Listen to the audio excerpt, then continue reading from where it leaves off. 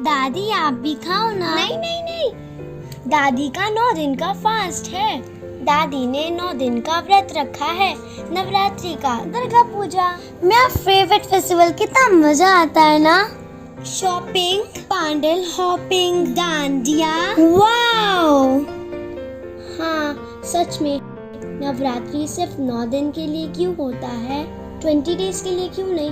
कितना मजा आता है ना। दादी बताओ ना, नवरात्रि सिर्फ 9 दिन के लिए ही क्यों होता है? बताती हूँ। इसके पीछे एक कहानी है, वो सुनोगी तो सब पता चल जाएगा कि हम नवरात्रि 9 दिन के लिए क्यों मनाते हैं। तो सुनो। कई हजार साल पहले की बात है। एक महिषासुर नाम का राक्षस था। उसका आधा शरीर राक्षस का और आधा शरीर भैंसे का था। उसने कई सालों तक ब्रह्मा जी की कठिन तपस्या की।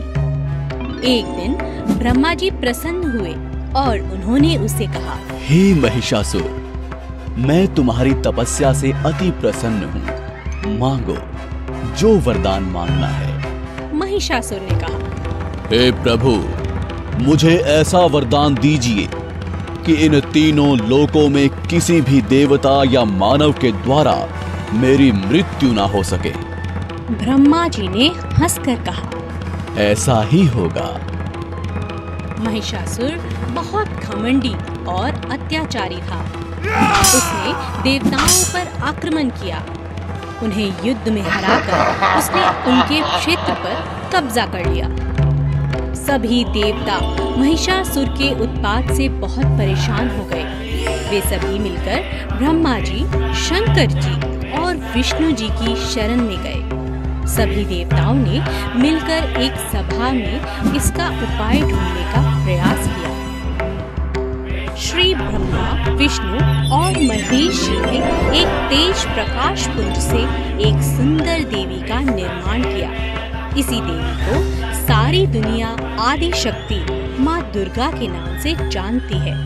सभी देवताओं ने माँ दुर्गा को सभी प्रकार के अस्त्र शस्त्र से सुसज्जित किया। शंख चक्र, गदा, त्रिशूल, धनुष बाण इत्यादि अस्त्रों को धारण कर वे महिषासुर की नगरी की ओर चल पड़ी। जब महिषासुर को उनके बारे में सूचना मिली तब वह उनसे मिलने के लिए वह ललायत हो गई। महिषासुर ने देवी के सामने विवाह का प्रस्ताव रखा। माँ दुर्गा ने कहा, हे असुरराज, मुझसे युद्ध करो। यदि तुम ये युद्ध में मुझे जीत लिया तो मैं तुमसे अवश्य विवाह करूंगी। महिषासुर ने देवी से कहा, मैं युद्ध के लिए तैयार हूँ। महिषासुर और माँ दुर्गा के बीच युद्ध प्रारंभ हुआ। महिषासुर काम, क्रोध, मद, लोभ और मोह के अधीन हो चुका था। उसका विवेक नष्ट हो चुका था। दुर्गा माँ और महिषासुर के बीच 10 दिनों तक घमासान युद्ध हुआ। दोनों तरफ से शस्त्रों का प्रहार जारी था। माँ दुर्गा स्वयं आदि शक्ति का अवतार थी। उन्होंने महिषासुर के हर शस्त्र प्रहार को नाकाम कर दिया।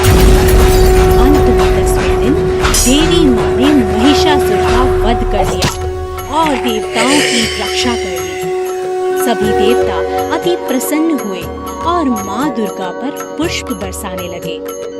जय जय